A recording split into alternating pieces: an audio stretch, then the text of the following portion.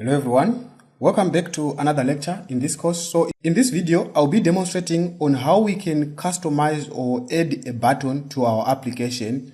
And the most used class on adding button is called a push button, which is also part of our Qt widgets. So we need to go here from PySide.qt widget. We need to import a QPushButton, QPushButton.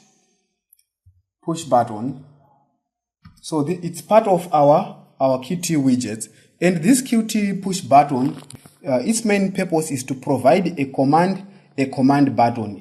So to do so, we need to go back on our coding here. Let us go below here on our code. So let us press enter. So let us say self.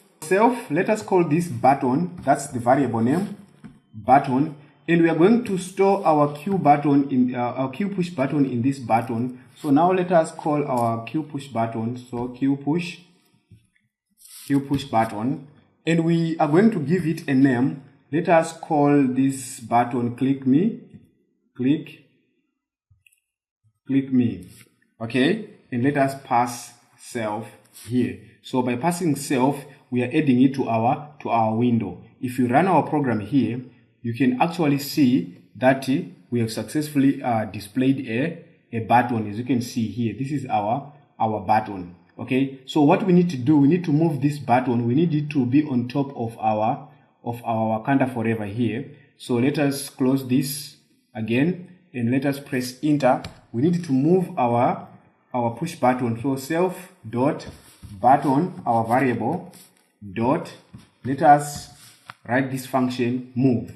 So this function move, it takes integer values or arguments which moves from one point to another. So we want to move it downward 230 points, and horizontally we are going to say, let us try 150. Let us try 50. Okay, let us run and see 50. Let us try 150.